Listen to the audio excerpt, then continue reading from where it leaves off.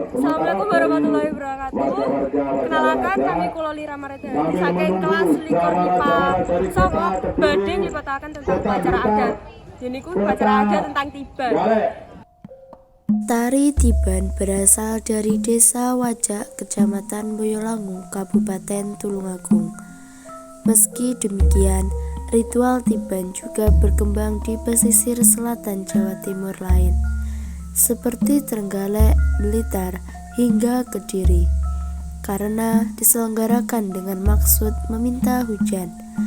Maka tradisi Tiban biasanya digelar pada musim kemarau. Tiban dilakukan dalam bentuk adu kekuatan antara dua kelompok yang masing-masing membawa senjata berupa cambuk dari lidi daun aren. Kata Tiban sendiri berasal dari bahasa Jawa, yaitu tiba, yang artinya jatuh. Dalam konteks kesenian Tiban ini, yang jatuh adalah air hujan sebagai hasil dari ritual Tiban itu sendiri. Sejarah Tiban. Ada beberapa versi yang menjelaskan terkait sejarah Tiban ini. Versi sejarah itu tergantung pada klaim dari mana tradisi ini bermula. Bagi yang meyakini Tiban berasal dari Kediri, misalnya sejarah Tiban akan berkaitan dengan kerajaan Kediri.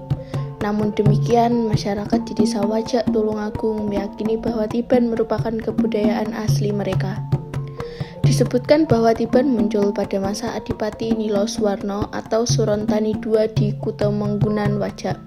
Surontani II ini merupakan cucu dari Ki Juru Mertani, sebagai salah satu yang turut mendirikan Kesultanan Mataram Islam dengan penambahan Senopati sebagai penguasa pertamanya. Pengangkatan Surontani II sebagai penguasa di Kutomenggunan Wajak digelar secara besar-besaran dengan dihadiri panembahan Senopati. Namun, penobatan itu diwarnai isu yang kurang sedap dan tidak diketahui kebenarannya. Isu itu berasal dari Dewi Roro Pilang, putri Surontani II yang mengaku dihamili oleh panembahan Senopati. Surontani yang murka lantah mengirim utusan untuk menyusul panembahan Senopati ke Mataram. Selain itu, Surontani juga menggelar pertunjukan adu kekuatan yang di kemudian hari disebut Tiban. Pertunjukan itu bertujuan untuk hiburan rakyat sekaligus siasat Surontani untuk mencari bibit unggul untuk membentuk prajurit-prajurit. Saat pertunjukan itu, di daerah Wajak sedang didera kemarau panjang. Saat menyaksikan pertunjukan, warga juga berdoa dan berharap hujan turun. Benar saja, di akhir pertunjukan adu kekuatan itu hujan deras pun turun. Sejak saat itu, Tiban biasa digelar saat terjadi kemarau. Gerakan tari Tiban. Gerakan dalam tari Tiban ini tidak jauh dari pola gerakan dua orang yang sedang bertarung. Secara umum, gerakan tari Tiban dapat digolongkan dalam beberapa unsur, yaitu 1. Gerak melaku. Gerak melaku atau gerak berjalan, yaitu berjalan mendekati lawan sambil menikmati suara gending yang mengiringi. Selama gerak melaku ini, para penari Tiban atau peniban harus selalu waspada terhadap serangan lawan. 2. Gerak mecut. Tiban dilakukan dalam bentuk mencambuk atau mecut lawan dengan menggunakan lidi aren yang telah diikat atau disatukan. Sehingga gerak mecut dalam hal ini adalah gerakan peniban saat mencambukkan cambuk yang telah dipegang ke arah lawan. 3. Gerak ancang-ancang. Ancang-ancang dalam bahasa Indonesia berarti bersedia atau persiapan. Dalam gerakan ini, peniban akan bersiap untuk menangkis cambukan lawan. Posisinya berupa kaki yang pasang kuda-kuda dengan tubuh yang condong ke depan. Tangannya memegang cambuk yang nantinya digunakan untuk menangkis cambukan lawan. 4. Ngece. Ngece merupakan bahasa keseharian masyarakat Wajak Tulungagung yang artinya mengejek. Dalam Tiban, peniban akan melakukan gerakan atau mimik wajah ejekan untuk memanas-manasi lawan.